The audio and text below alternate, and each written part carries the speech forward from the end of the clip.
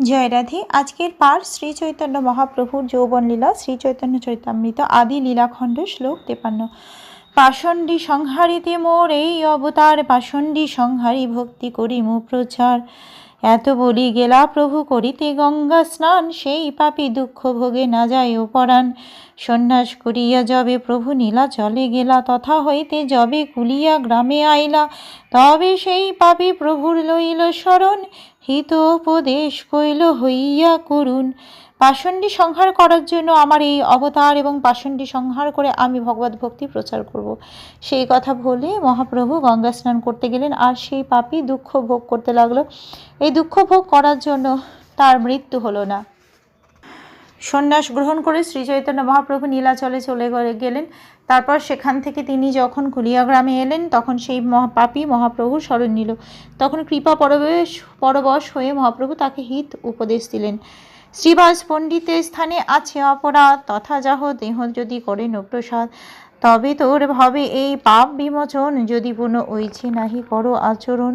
তবে বিপ্র লইল আসি শ্রীবাস শরণ, তাহার কৃপায় হইল পাপ বিমোচন।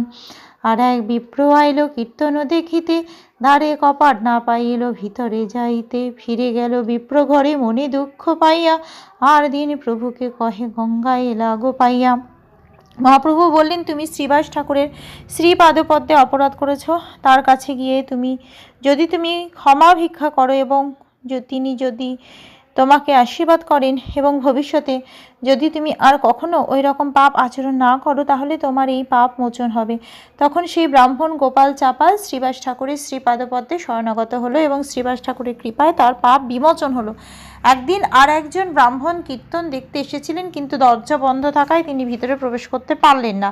দুঃখিত মনে তিনি বাড়ি ফিরে গেলেন। কিন্তু পরের দিন যখন গঙ্গাতীরে মহাপ্রভুর সঙ্গে তার সাক্ষাৎ হলো, তখন তিনি তাকে বললেন, সে প্রচণ্ড দুর্মুখ ব্রাহ্মণ তাকে বললেন, আমি মনে দুঃখ পেয়েছি, তাই আমি তোমাকে অভিশাপ দেব। এই বলে তিনি তার পৈতে ছিঁড়ে তাকে অভিশাপ দিলেন।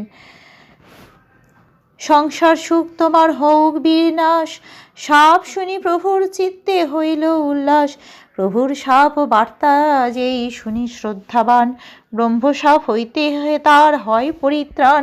মুকুন্দ দত্তেরে কইল দণ্ড পরসাদ, খণ্ডিল তাহার চিত্তের সব অবসাদ। আচার্য গোসাইরে প্রভু করে গুরু ভক্তি, তাহাতে আচার্য বড় হয় দুঃখমতি। ভঙ্গি করি জ্ঞান মার করিল ব্যাখ্যান, ক্রোধাবেশে প্রভু তারে কইল অবজ্ঞান।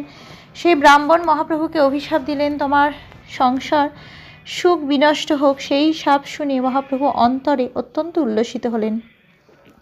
যে শ্রদ্ধাবান ব্যক্তি শ্রী চৈতন্য মহাপ্রভুকে ব্রাহ্মণের সেই অভিশাপ দেওয়ার কথা শোনেন, তিনি ব্রহ্মশাপ থেকে পরিত্রাণ লাভ করেন। সেই শ্রী চৈতন্য মহাপ্রভু মুকুন্দ দত্তকে দণ্ডপ্রসাদ দান করলেন, এবং তার চিত্তের সমস্ত অবসাদ দূর করলেন। শ্রী চৈতন্য মহাপ্রভু অদ্বৈত আচার্যকে গুরুর মতো ভক্তি করতেন। তার ফলে অদ্বৈত আচার্য প্রভু অন্তরে অত্যন্ত দুঃখিত হলেন। তাই তিনি পরিহাস করে একদিন জ্ঞানমার্গ ব্যাখ্যা করতে শুরু করলেন, এবং তখন মহাপ্রভু তার প্রতি ক্রুদ্ধ হয়ে তাকে অবজ্ঞা করেছিলেন। আজকের পাঠ এই অবধি। ভজ শ্রীকৃষ্ণ চৈতন্য প্রভু নিত্যানন্দ, শ্রী অদ্বৈত গদাধর শ্রীবাসাদি গৌর ভক্ত বৃন্দ। হরে কৃষ্ণ কৃষ্ণ কৃষ্ণ হরে হরে, হরে রাম রাম রাম হরে হরে। জয় রাধে জয় রাধে, জয় রাধে জয় রাধে, জয় রাধে।